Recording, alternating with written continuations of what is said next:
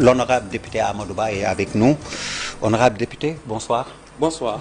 Alors, quel commentaire vous faites après le rejet de la loi 08-2025 votée le 2 avril dernier à l'Assemblée nationale, à votre initiative, rejetée finalement donc par le Conseil constitutionnel? Il ne faut pas aller vite en besogne en parlant de rejet de la loi. Je pense qu'il y a une disposition qui a été déclarée contraire à la Constitution. Et il est nécessaire, je pense, et merci de me donner l'occasion d'édifier un peu le peuple sénégalais et l'ensemble de nos concitoyens sur la portée réelle de cette loi.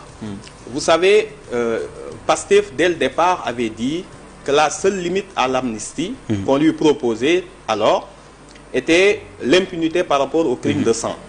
Je pense que ça a été la doctrine de Pastef. Maintenant, on était en face de deux murs, que dis-je, de deux murailles, quasiment, pour essayer de trouver, face à cette loi d'amnistie qui a été votée contre la volonté de Pastef, parce qu'il y incluait les crimes de sang, de trouver des parades pour faire en sorte que notre promesse de faire poursuivre les crimes de sang soit respectée.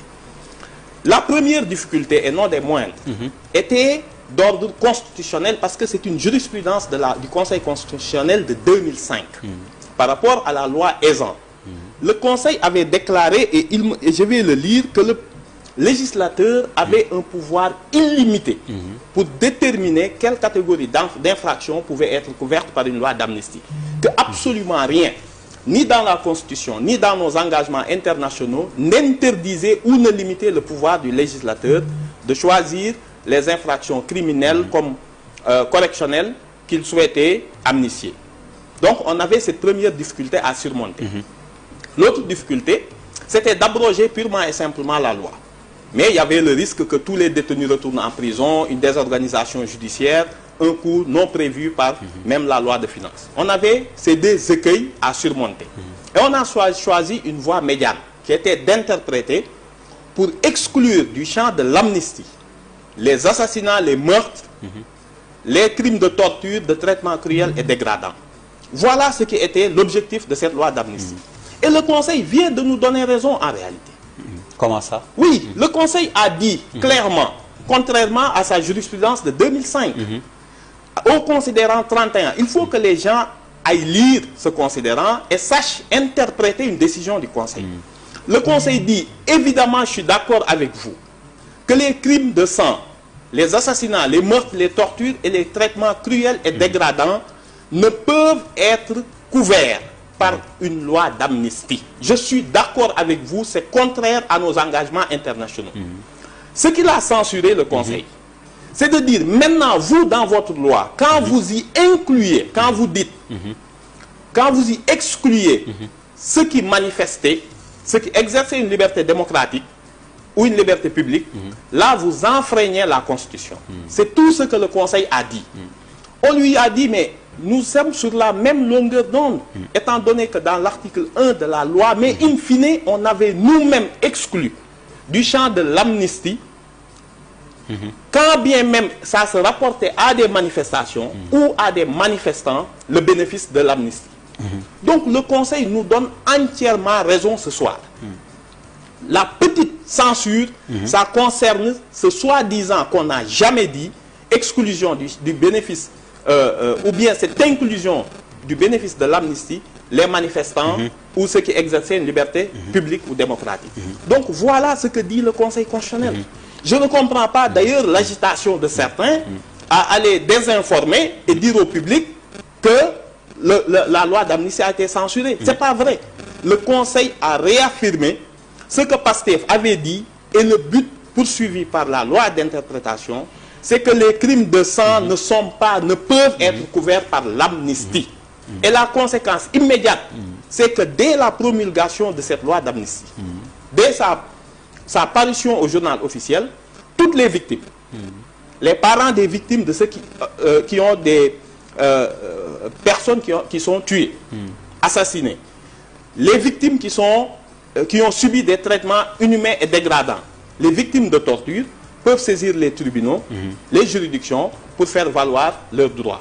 Alors, selon le constitutionnaliste Mounirsi, je viens de lire son poste, Amadouba, la loi a été bel et bien rejetée. Et il explique même que le Conseil constitutionnel a brandi le principe d'intelligibilité et le principe de la non-rétroactivité des lois pénales plus sévères pour rejeter la loi. Absolument donc, pas. Absolument pas. Ah, donc vous n'êtes pas en non, phase mais avec... vous savez, essayez de prendre un constitutionnaliste neutre. Vous ne pouvez pas prendre quelqu'un qui fait de la politique pour en faire parole d'évangile. Attention, le Conseil a été très clair sur la partie que le texte serait inintelligible. Le Conseil a rejeté. Sur la loi pénale plus douce, le Conseil a rappelé, au contraire, et je vous renvoie au considérant 28, qu'une loi pénale plus sévère peut venir rétroactivement couvrir des faits couverts déjà par... empêcher que des faits couverts par l'amnistie soient définis, ne puissent être jugés. Allez voir le considérant 28. Le Conseil a dit que de façon générale, le principe général, c'est qu'une loi pénale plus sévère ne puisse s'appliquer rétroactivement. Sauf pour les crimes dits internationaux, ça veut dire les crimes de sang, les crimes de torture, de meurtre et d'assassinat. C'est ce que le Conseil a dit, il ne faut pas dénaturer. Alors finalement, Amadouba, la loi que vous avez déposée, était-elle finalement interprétative ou modificatrice? S'il avait été, vous savez, le risque qu'on avait, nous, depuis le départ, je vous l'ai dit, c'est que le Conseil maintienne sa décision de 2005 sur la loi Ezzan et dire non, non, non, le législateur a déjà voté, c'est fini. On avait peur. On avait peur aussi que le Conseil dise non, non, non, vous ne pouvez plus toucher à une loi d'amnistie. C'est définitif. Voilà, nous, nos craintes. Nos deux craintes ont été ces deux formes de censure qui n'ouvraient plus droit, pour les victimes en tout cas, à quelque voie de recours que ce soit. Aujourd'hui, le Conseil dit de façon claire, et je comprends encore une fois pas toute cette polémique autour, a été très clair dans son considérant 31, les crimes de sang sont exclus par nature, eu égard à nos engagements internationaux, de toute forme d'amnistie. Alors, pour éviter toutes ces polémiques, Amadouba, ne fallait pas tout simplement abroger? Vous avez entendu ce que je vous ai dit. L'abrogation avait deux... Purement et simplement, et on passe à autre chose ou à une nouvelle loi. L'abrogation avait deux conséquences fâcheuses. La première, c'est de remettre tout le monde en prison. Est-ce que c'était possible et ou souhaitable? Est-ce que vous pensez que tout le monde, tout ce qui était en prison avant la loi d'amnistie, allait retourner en détention?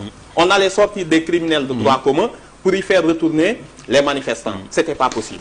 L'autre écueil, c'est que je vous dis, l'abrogation n'a d'effet que pour l'avenir. Elle ne rétroagit pas. Aujourd'hui, la voie médiane, c'était la loi interprétative. Et me semble-t-il, attendez de voir la réaction de tous les constitutionnalistes et juristes de ce pays. Oui, le Conseil a censuré une petite partie de la loi, en ce sens qu'elle dit que vous ne pouvez pas, sous prétexte de l'exercice d'une liberté démocratique, dire que vous pouvez bénéficier, vous, de l'amnistie. Quand vous êtes l'auteur de crimes graves, de crimes de sang, de crimes contre la torture, de crimes de torture et de mauvais traitements cruels et dégradants. Vous ne pouvez pas le dire. On ne l'avait pas dit, il vient nous dire, vous ne pouvez pas dire ce que nous-mêmes n'avons pas dit. Donc il n'y a pas de souci par rapport à ça.